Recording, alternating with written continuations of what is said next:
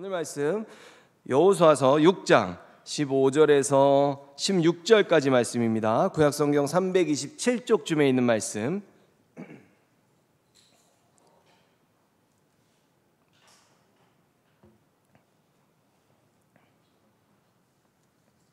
여호수아서 6장 15절과 16절 말씀이 두 구절이어서 저희들 한 목소리로 함께 읽도록 하겠습니다. 읽겠습니다. 시작.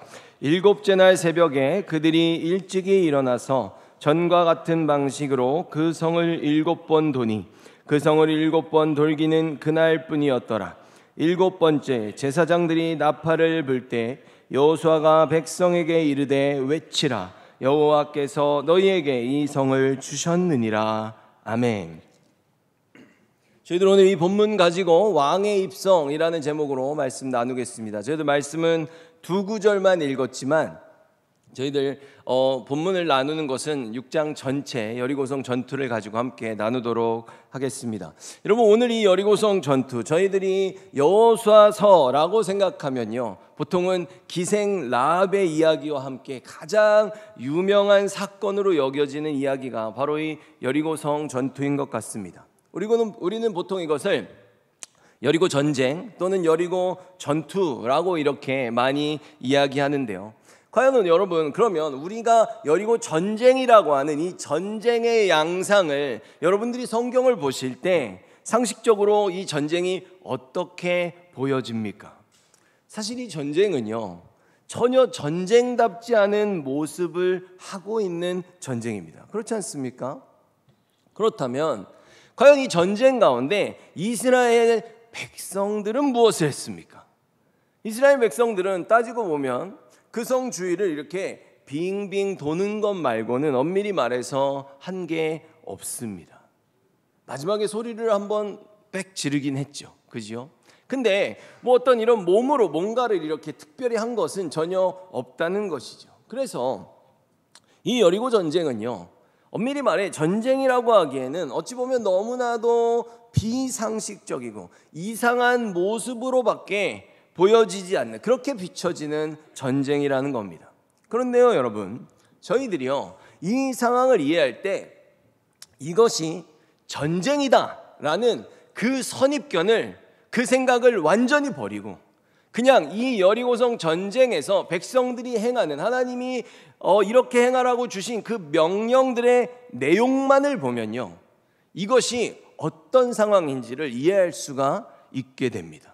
성경적으로 그 의미를 우리가 설명할 수 있다는 것이죠. 그러면 과연 이 상황이 무엇을 의미하는지, 성경의 이 장면이 무엇으로 등장하고 있는지에 대해서 한번 살펴보겠습니다. 첫째로 하나님께서 명령하신 이 여리고성 주위를 도는 이 행진이 어떤 행진의 모습을 하고 있는지, 그래서 이스라엘은 평소에 다른 상황 속에서는 어떠한 목적을 갖고 이런 방식의 이런 대열을 짜서 이 행진을 진행했는지에 대해서 한번 살펴보겠습니다.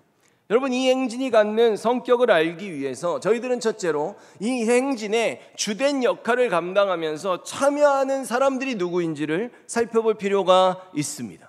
4절과 5절인데요 제가 쉬운 성경으로 한번 읽어보면, 제사장 7명에게 순양의 뿔로 만든 나팔을 가지고 언약궤 앞에서 행군하라고 말하여라.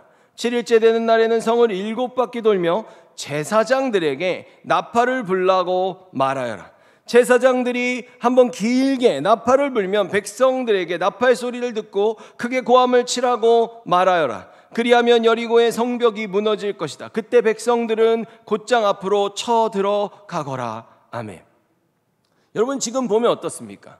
이 여리고성을 무너뜨리기 위해서 그 앞과 뒤에서 행군하고 나팔을 불고 그 주변을 계속해서 도는 사람들, 이 모든 과정들을 처음부터 끝까지 지휘하고 주된 역할을 감당하면서 시행하는 사람들이요, 다름 아닌 제사장들입니다.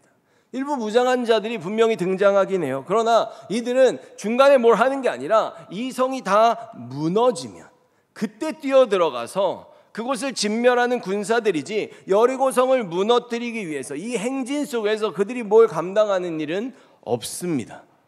그러므로 지금 이 여리고성의 행진은요, 한마디로 군사작전이라기보다는 언약궤를 중심에 놓고 제사를 드리고자 하는 일종의 예배 행렬, 제2 행렬의 모습을 갖추고 있다는 겁니다. 그러면 여러분, 이 예배 행렬은 과연 무엇을 위한 예배 행렬일까요? 구약에는요, 이런 동일한 그림을 그리고 동일한 대열을 짜서 드리는 그 예배 행렬이 있습니다. 그것이 무엇이냐면 역대상 15장 16절, 25절, 27절에서 29절의 말씀을 보면요, 다윗이 레위 사람의 어른들에게 명령하여 그의 형제들을 노래하는 자들로 세우고 비파와 수금과 재금 등의 악기를 울려서 즐거운 소리를 크게 내라 하매, 이에 다윗과 이스라엘 장로들과 천부장들이 가서 여호와의 언약궤를 즐거이 메고 오벳 에돔의 집에서 올라왔는데, 다윗과 및 궤를 맨 레위 사람과 노래하는 자와 그의 우두머리 그나냐와 모든 노래하는 자도 다 세마포 겉옷을 입었으며, 다윗은 또 베옷을 입었고 이스라엘 무리는 크게 부르며 뿔 나팔과 나팔을 불며 재금을 치며 비파와 수금을 힘있게 타며 여호와의 언약궤를 메어 올렸더라. 여호와의 언약궤가 다윗 성으로 들어올 때에. 아멘. 여러분, 이 장면 어떤 장면입니까? 바로 언약궤가 다윗 성에 입성하는 입성식 장면입니다. 다른 어떤 전쟁도 아니고요, 바로 언약궤를 중심으로, 그 언약궤, 오늘 본문을 보면 6절에서 7절이죠. 그냥 언약궤라고 부르지 않습니다. 너희는 언약궤를 메고 제사장 7은 양각 나팔 7을 잡고 여호와의 궤 앞에서 나아가라 하고, 또 백성에게 이르되 여호와의 궤 앞에서 나아갈지니라. 아멘. 어떤 언약궤라고 말하고 있습니까? 여호와의 궤라고 말하고 있죠. 바로 이 언약궤가 하나님 자신을, 그래서 지금 백성들과 함께하는 왕 되시는 그 하나님을 나타내는 그 임재를 상징하는 역할을 감당하고 있는 것이죠. 무슨 상황입니까? 지금 여호와 하나님께서 왕으로서 그 백성들을 이끌고 당신께서 약속하신 그 당신의 땅, 하나님의 나라, 언약의 땅에 지금 성대한 입성식을 행하고 있는 그런 상황으로 보이는 겁니다. 이때 사람들은요, 어떤 거예요? 아무 소리도 내면 안 된다. 마지막에 함성을 한번 지를 때까지 제사장들이 어떻게 하는 거예요? 나팔만 불어라 라고 명령하십니다. 그럼 여러분, 성경에서 나팔은 언제 불까요? 첫째로 광야에서 이스라엘 백성의 진영이 출발하고 멈출 때 나팔을 불었습니다. 그리고 하나님께서 시내산에 임하셔서 백성들에게 말씀을 주실 때도 나팔 소리가 들렸습니다. 그리고 기드온이 항아리를 깨고 안에 있는 횃불을 들 때 그때도 나팔을 불었습니다. 마지막으로 오늘 본문에서 여리고성을 돌면서 나팔을 불었습니다. 이것이 무엇을 나타내냐 하면 이 나팔을 불죠. 그럼 나팔 소리가 들릴 거 아니에요. 그러면 이때 광야에서 하나님께서 백성들을 인도하셨고요, 시내산에선 백성들에게 말씀하셨습니다. 그리고 기드온의 전쟁에선 상대방을 무찌르셨고요, 마지막으로 여리고성은 무너졌습니다. 그래서 이 나팔을 분다는 것의 의미는 하나님께서 우리들에게 모든 구원의 역사를 행하실 때 그걸 청각적으로 알려주는 역할을 이 나팔이 감당한다는 겁니다. 그러니까 이 나팔 소리가 들리면, 아, 지금 하나님께서 우리를 위한 구원 역사를 행하고 계시는구나. 또 지금 우리들에게 하나님께서 말씀을 허락하시는구나. 우리를 인도하시는구나. 하나님은 역사 중이라는 그 상황을 이 나팔 소리를 통해 우리가 알 수 있다는 것이죠. 뭐 요새는 많이 없는데 옛날에 제가 중고등학교 때 보면 공부 중 이런 거 굳이 이렇게 방에다 거는 그런 때가 있는데요, 이런 것처럼 이 나팔 소리가 들리는 게 하나님은 역사 중이라는 것을 이 나팔 소리를 통해 알리신다는 것입니다. 바로 이처럼 계속해서 사람은 아무 말도 섞지 않고 하나님의 역사만이 지금 중심이 되는, 언약궤가 그 중심에 서 있는 이 하나님의 독자적인 역사를 지금 이 나팔이 더욱 잘 드러내주는 겁니다. 그리고 10절 말씀을 보면요, 여호수아가 백성에게 명령하여 이르되 너희는 외치지 말며 너희는 음성을 들리게 하지 말며 너희 입에서 아무 말도 내지 말라. 그리하다가 내가 너희에게 명령하여 외치라 하는 날에 외칠지니라 하고. 아멘. 무엇입니까? 여러분, 지금 3번을 연속해서 말하고 있어요. 외치지 말며 음성을 들리게 하지 말며 입에서 아무 말도 내지 말라. 3번을 반복하고 있죠. 증언의 완전수입니다. 아무것도 하지 말라는 거예요. 여러분, 이 명령이요, 마치 지난주에 여호수아에게 여호와의 군대 장관이 너 세상의 신을 벗어라, 이곳은 거룩한 땅이야 라는 그 명령과 지금 같은 맥락을 갖고 있습니다. 너는 그저 나를 믿어, 그럼 내가 한다 라는 그 메시지가 이곳에 드러나고 있는 것이죠. 여러분, 이처럼요, 우리들은요, 거룩하신 하나님의 역사에 더 보탤 것이 없습니다. 좀 더 정확하게 말하면요, 우리는 할 수 있는 게 없는 거예요. 하나님의 역사에는 저희는 그저 그 구원의 역사를 지켜보고 어떻게 합니까? 최대한 내 소리, 최대한 내 생각을 섞지 않고 내려놓음으로써 그 주님의 역사를 지금 보면 어때요? 방해하지 않는 게 내가 할 수 있는 최선이라는 것을 지금 저희는 알 수 있다는 것이죠. 왜입니까? 하나님이 완전하시기 때문입니다. 그럼 여러분, 과연 6일 동안은 하루에 한 바퀴씩 돌고 마지막 7일째에는 7바퀴를 돌았는데요, 이것이 과연 그럼 지금 이 상황 속에서 어떤 의미를 가지겠습니까? 저희들이 만약 이 여리고 성 하나만을 놓고 생각하면요, 이 명령의 의미를 깨닫는 것이 어렵습니다. 그런데요, 이 가나안 땅 전체를 하나님의 나라를 세워야 되는 언약의 땅과 약속의 땅으로 이해한다면 저희들은 이것을 알 수 있습니다. 어떤 상황인가 하면 하나님의 나라는 창조 때 만들어졌고 창조되었죠. 지어졌지만 어떻게 됐습니까? 범죄함으로 잃어버린 상태입니다.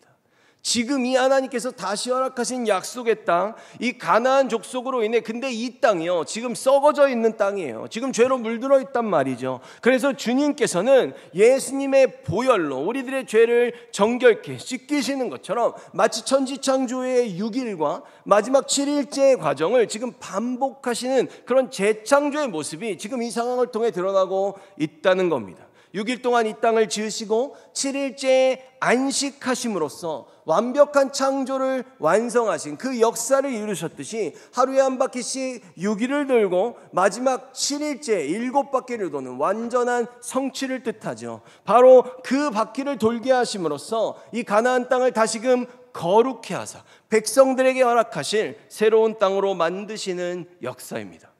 일종의 재창조의 과정을 보여주는 역사라는 거죠. 여러분, 이런 주님의 역사를 확인시켜주는 매우 중요한 단서가 있습니다. 그것이 뭐냐면 바로 마지막 나팔 소리와 백성들의 함성입니다. 나팔 소리부터 보면요, 5절이죠. 제사장들이 양각 나팔을 길게 불어. 이것이 굉장히 중요합니다. 그 나팔 소리가 너희에게 들릴 때에는 백성은 다 큰 소리로 외쳐 부를 것이라. 그리하면 그 성벽이 무너져 내리리니 백성은 각기 앞으로 올라갈지니라 하시매. 아멘. 여러분, 매일 6일 동안 한 바퀴씩 돌 때는요, 나팔을 불지만 분명히 다릅니다. 지금 5절에서 명령하시듯이 길게 불라라는 명령은 없었죠. 이게요, 성경 안에서, 특별히 구약 성경 안에서는 이것이 다릅니다. 그냥 나팔을 부는 것과요, 나팔을 길게 한번 쭉 부는 거는 구별된다는 거예요. 여러분, 그러면 구약 시대에 이렇게 한 번에 나팔 소리를 길게 부는 경우가 언제입니까? 딱 한 번이거든요. 나팔절입니다. 이때가 유일합니다. 그럼 여러분, 나팔절은 어떤 의미를 갖겠습니까? 나팔절은요, 이스라엘 새해의 첫날입니다. 새하늘과 새 땅에서 삶을 시작하는 첫 번째 날을 의미하는 거예요. 이날은, 그리고 나팔절에 우리가 규례를 보면 안 돼, 이날은 안식일입니다.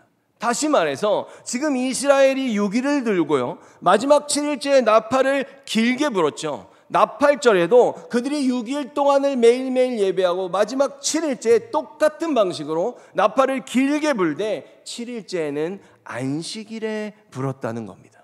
이것이 새해 첫날이라는 거예요. 여러분, 한 해를 시작하는 그 시작과 끝이 어떤 거예요? 안식일이 되는 건데요, 지금 하나님께서 어떤 말씀을 하시는 겁니까? 내가 나의 백성들에게 새롭게 맞이할 이 새 땅에서 주고자 하는 그 삶이 어떻다는 거예요? 완전하고 참된 안식을 누리는 안식일과 같은 인생을 내가 허락하겠다는 그 하나님의 그 말씀, 그 의도를 우리가 느낄 수 있는 상황입니다. 그런데 여러분, 제가 여호수아서를 시작할 때 말씀드렸죠. 여호수아서의 주제가 뭐라 그랬습니까? 안식입니다. 주님의 땅에서 주님의 백성들이 누리게 될 그 영원한 안식 말입니다.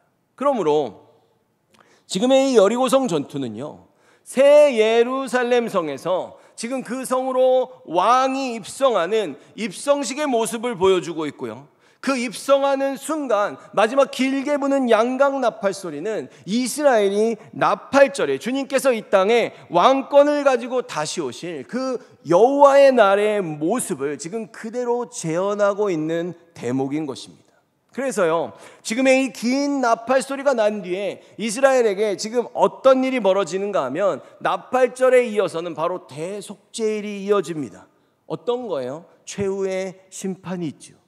새하늘과 새 땅이 임하는 그 예수님의 재림의 날에, 왕이 왕권을 가지고 그분의 땅에 다시 돌아오시는 그 날에는요, 죄인에게는 최후의 심판이 있습니다. 반대로 주님의 백성들에게 뭐가 있겠어요? 영원한 구원이 일어나게 됩니다. 한마디로 왕의 백성들은 살고 왕을 반대하는 자들은 그 땅에서 진멸을 당하는 겁니다. 그것이 바로 나팔절이고 이어지는 대속죄일의 내용입니다. 그리고 이런 왕의 입성식의 감격스러운 장면을 가장 잘 나타내주고 있는 그 성경의 내용이 시편 47편입니다. 시편 47편 1절에서 9절 말씀을 제가 보겠습니다. 너희 만민들아, 손바닥을 치고 즐거운 소리로 하나님께 외칠지어다. 지존하신 여호와는 두려우시고 온 땅의 큰 왕이 되심이로다. 여호와께서 만민을 우리에게, 나라들을 우리 발 아래 복종하게 하시며 우리를 위하여 기업을 택하시나니 곧 사랑하신 야곱의 영화로다. 하나님께서 즐거운 함성 중에 올라가시며 여호와께서 나팔 소리 중에 올라가시도다. 찬송하라, 하나님을 찬송하라. 찬송하라, 우리 왕을 찬송하라. 하나님은 온 땅의 왕이심이라. 지혜의 시로 찬송할지어다. 하나님이 뭇 백성을 다스리시며 하나님이 그의 거룩한 보좌에 앉으셨도다. 문나라의 고관들이 모이며 아브라함의 하나님의 백성이 되도다. 세상의 모든 방패는 하나님의 것이며 그는 높임을 받으시리로다. 아멘. 지금 바로 이 노래, 시편 47편의 노래가 왕이신 주님께서 그분의 땅에 입성하실 때 불렀던 노래입니다. 그래서 이 노래를 구약시대에 언제 불렀냐면 다윗이 언약궤가 다윗성에 들어올 때 춤을 추면서 이 시편 47편을 불렀고요, 절기로서는 나팔절에는 언제나 이 찬양을 불렀습니다. 그리고 신약시대에는 이것을 언제 불렀냐면 예수님의 승천일에 시편 47편을 불렀습니다. 무엇입니까? 이유가 뭐예요? 왜냐하면 왕 되신 주님께서 그 왕의 자리를 다시 찾으실 때 백성들이 그 왕을 찬양하는 노래이기 때문입니다.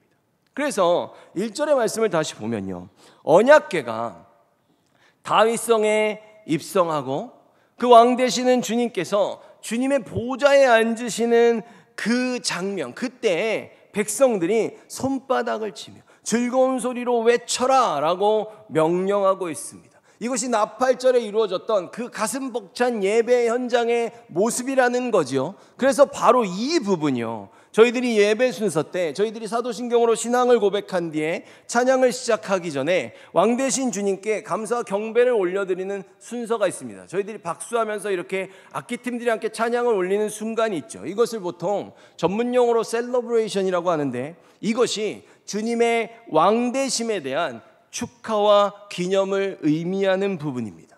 그런데 이런 예배의 형식을 잘 모르는 사람들은 아니 왜 예배 때 박수를 치고 시작하지? 라고 의아해할 때가 있죠. 그런데 이게 뭡니까? 바로 언약궤가 다윗성에 입성할 때, 나팔절에, 그리고 왕의 입성식 때 실제로 존재했던 매우 성경적인 예배의 순서, 즉 예전에 해당한다는 겁니다.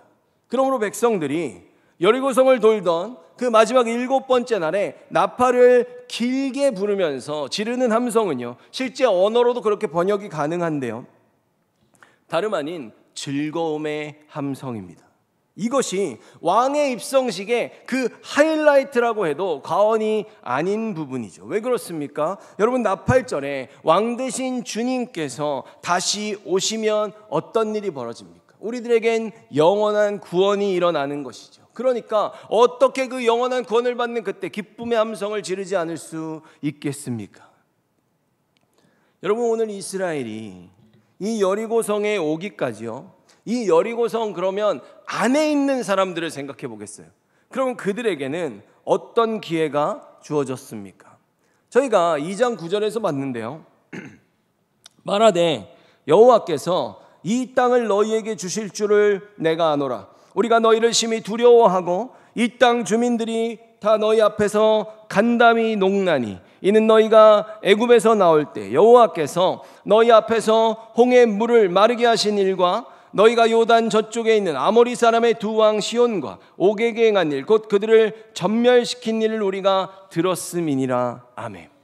여러분, 저희가 라합에 대해 살펴볼 때 말씀드렸듯이 위로는 하늘에서도 아래에서는 땅에서도 라는 이 라합의 고백은 구약 성경 전체를 통틀어 3번밖에 나오지 않는 아주 높은 차원의 고백이라고 말씀드렸습니다. 그런데요, 이 라합의 말을 들어보면 라합이요, 분명히 내가라고 말하지 않는다는 거예요. 라합은 계속해서 우리라는 주어를 쓰고 있어요. 우리가 심히 두려워, 우리의 간담이 너무, 우리가 들었고 등등등. 여기서 라합이 말하는 우리는 바로 여리고의 모든 백성들을 포함하고 있는 말입니다. 그들이 라합만 들은 게 아니에요. 다 같이 들었다는 거예요. 게다가 들은 것만이 아니라 방금 눈앞에서 어떤 일이 있었습니까? 요단강이 갈라졌잖아요. 요단강이 갈라졌을 때 어땠습니까? 5장 1절에 요단 서쪽의 아모리 사람의 모든 왕들과 해변의 가나안 사람의 모든 왕들이 여호와께서 요단물을 이스라엘 자손들 앞에서 말리시고 우리를 건너게 하셨음을 듣고 마음이 녹았고 이스라엘 자손들 때문에 정신을 잃었더라. 아멘. 여러분, 정신을 잃었더라, 이게 무슨 뜻이라고 했습니까? 숨을 안 쉰다, 숨을 잃어버렸다라는 뜻이라고 말씀을 드렸죠. 듣기만 한 거 아니고 이제 이들은 다 보았습니다. 그런데요, 이런 상황 속에서 여리고 사람들이 말씀을 듣고 하나님의 요단강을 가르는 역사를 보고 취한 행동이 오늘 1절 말씀에 나옵니다. 1절을 보면요, 이스라엘 자손들로 말미암아 여리고는 굳게 닫혔고 출입하는 자가 없더라. 아멘. 여러분, 지금 이 1절 말씀에요, 굳게 닫혔고라고 돼 있잖아요. 근데 이 번역은 본래의 의미를 조금은 약화시키는 의역입니다. 원래 이 굳게 닫혔다가요, 어떤 표현이냐 하면요, 닫았고 또 완전히 걸어 잠궜다라는 뜻이에요. 닫았다라는 동사를 연속으로 2번을 사용하면서 이걸 강조하는 표현입니다. 이게 원래 최상급이 없어요. 그래서 최상급을 이렇게 쓰는데요, 그래서 이 올바른 번역을 외국 성경에서는 보통 어떻게 말하냐 하면 밖에서 한 번 걸어 잠그고 안에서 더욱 강하게 한 번 더 걸어 잠궜다라는 표현으로 대부분의 영어 성경들은 번역하고 있습니다. 이것이 더 적절해 보입니다. 여러분, 어떤 상황입니까? 똑같은 복음을 들었고 똑같은 요단강의 역사를 봤어요. 근데 지금 이 여리고 사람들은요, 이렇게 강하게 문을 잠그고 또 걸었습니다. 그럼 여러분 생각해 보세요. 이것이 과연 그냥 단순하게 문만 세게 걸어 잠근 겁니까? 아닙니다. 하나님이 이들을 두드린 건 40년 동안이었어요. 40년 동안 이들을 두드리고 또 두드려서 무엇을 두드렸어요? 주님께서는 이들의 마음의 문을 두드렸는데 그들이 그 마음을 굳게 닫은 겁니다. 성경은 지금 이렇게 한 것이 이들이 두려워서 했다라고 말하거든요. 근데 여러분, 정말로 두렵잖아요. 그래서 내가 정말 이거를 안 따르면 내가 죽을 것 같잖아요. 근데 그 대상이 하나님일 때는요, 무조건 항복하는 게 지혜입니다. 그래서 이처럼 죄로 가득한 세상을 상징하는 가나안은요, 동일한 기회를 받았음에도 불구하고 결국 심판을 받는 것입니다.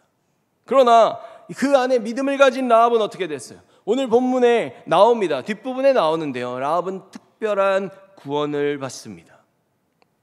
그리고 오늘 본문에는 이 땅에서 우리가 이런 상황 속에서 여호와의 전쟁에 믿음으로 거룩하게 참여하는 우리들의 전쟁에서 과연 우리들의 시선이 어디를 향해야 하는가에 대한 교훈을 명확하게 주고 있습니다. 이거 굉장히 중요한 부분이에요. 2절을 보면요, 여호와께서 여호수아에게 이르시되 보라, 이거 느낌표가 찍힌 굉장히 강한 표현입니다. 내가 여리고와 그 왕과 용사들을 내 손에 넘겨 주었으니 아멘.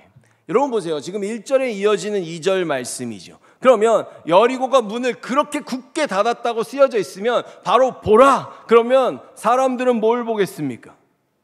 이 보라라는 단어는 구약 성경에서요, 독자들의 시선을 한 번에 끌어모으기 위해서 그 저자가 사용하는 주된 방식이에요. 근데 여기서 지금 사람의 눈에 보이는 건 뭡니까? 여리고의 성문이겠죠.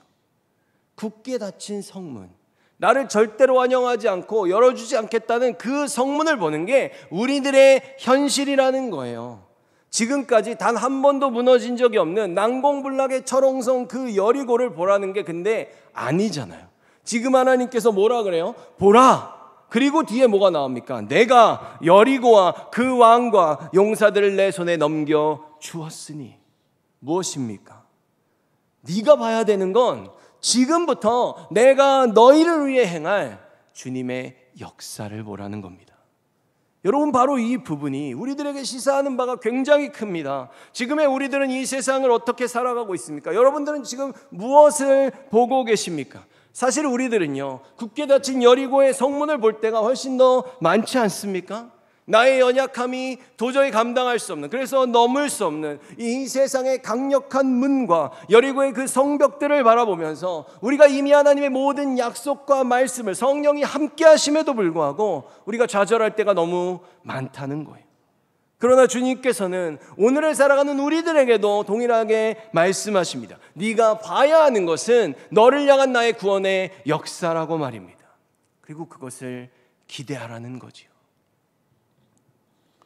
여러분, 내 손에 넘겨주었으니 라고 말씀하셨어요. 근데 이 표현은요, 잘 들어보면요, 내가 내게 넘겨줄게가 아닙니다. 여러분, 이 표현은 완료의 표현이에요.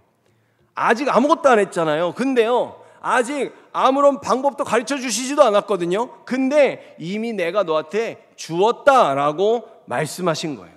여러분, 저희들이 살아갈 때 진짜로 놓치지 않고 꼭 바라봐야 하는 게 뭡니까? 우리를 위해 행하시는 하나님의 일을 봐야 하는 거죠. 근데 하나님은 어떻게 말씀하세요? 그 일을 보기 전에 이미 내가 너에게 주었다고 말씀하십니다. 예수님이 뭐라 그러십니까? 요한복음 16장 33절에 세상에서 너희가 환난을 당하나 담대하라. 그 환난을 보라는 게 아니에요. 내가 세상을 이기었노라. 이미 예수님께서도 선포하셨다는 겁니다. 여러분, 우리는요, 이 세상을요, 절대로 못 이깁니다. 혼자서는 어림도 없어요. 그러나 성경은 여전히 우리들에게 선포합니다. 요한일서 5장 5절에 그러므로 세상을 이길 수 있는 사람은 예수님께서 하나님의 아들이심을 믿는 사람인 겁니다. 아멘. 정리하겠습니다. 저희들 오늘 이 세상에서 가장 이해할 수 없는 전쟁의 양상을 보았습니다. 그런데 이것이 어떻다는 거예요? 사실 전쟁이라는 게보다는 이 이미 정복한 땅을 놔두고 왕 대신 주님께서 입성식을 행하는 장면이 나오고 있다는 거예요. 그리고 그에 이어지는 최후의 심판과 구원이 등장합니다. 여러분, 이처럼 하나님께서 아브라함에게 약속하신 가나안 땅, 아브라함 원래 살고 있었잖아요. 그곳에 다시 이스라엘의 온 백성들을 이끌고 왕으로서 입성하사 심판과 구원을 이루셨습니다. 이와 동일하게 어떤 일이 일어난다는 거예요? 훗날 아버지의 때가 되면 예수님께서도 왕권을 갖고 이 땅에 다시 오실 것입니다. 그러니 새 하늘과 새 땅에 임하는 그때에 저희들은 부디 누가복음 18장 8절에 인자가 올 때 세상에서 믿음을 보겠느냐 라는 이 예수님의 질문에 저희들 아멘으로 답했으면 좋겠습니다. 처음부터 주셨다고 선포하신 주님이셨잖아요. 저희들도 그런 주님을 닮아야 되지 않겠습니까? 그래서 우리들도요, 보지 않고 믿는 복된 자가 되었으면 좋겠습니다. 바라는 것들의 실상이요, 보이지 않는 것들의 증거인 그 믿음이 라합에게 있었던 것처럼 라합 그 얘기들 다 들었지만 하나도 안 받잖아요. 저희들 모두에게도 그 믿음이 항상 있어서 우리도 마지막 그날에 가슴 벅찬 승리의 함성을 외칠 수 있기를 예수 그리스도의 이름으로 축원합니다. 기도하겠습니다. 사랑과 은혜가 충만하신 하나님 아버지, 오늘 여리고 전쟁을 보았지만 주님께서는 이미 이기고 정복해 놓은 땅에 그 땅의 왕으로 입성하시는 입성식을 성대하게 거하며 백성들로 하여금 승리의 함성을 외치게 하시는 너무나도 아름다운 모습을 보았습니다. 그때 그 주님의 입성식이 이루어진 다음에 나팔절에 이어지는 대속죄일이 있었던 것처럼 주님께서는 왕을 맞이하는 백성들은 구원하실 것이요 왕을 거부하는 왕의 땅에 사는 적군들은 진멸하실 것입니다. 주님, 저희들은 어디에 서 있습니까? 인자가 오실 때 내가 세상에서 믿음을 보겠느냐? 라고 물으시는 그 질문을 우리에게 먼저 던지게 하시고 우리가 정말 이 땅 가운데서 그 강하게 닫힌, 굳게 닫힌 여리고성의 그 문을 보는 것이 아니라 하나님께서 행하실 그 구원의 역사와 앞으로 행하실 그 예수 그리스도의 재림을 기대하며 살아가는 우리들이 될 수 있도록 주님 도와주시옵소서. 이 땅 가운데서 걸어가게 하시는 우리의 인생을 살아갈 때 홀로 걸어가지 않게 하시고 함께 우리가 대림교회로 걸어가며 하나님의 몸된 교회로 걸어가며 그리고 만나는 모든 사람들에게 더욱더 주님을 적극적으로 전파하고 담대하게 나아감으로써 말씀에 순종하는 저희들 되어서 오직 주님께만 영광 돌리며 마지막 그 날까지 살아갈 수 있도록 도와주시옵소서. 예수 그리스도의 이름으로 기도드립니다. 아멘.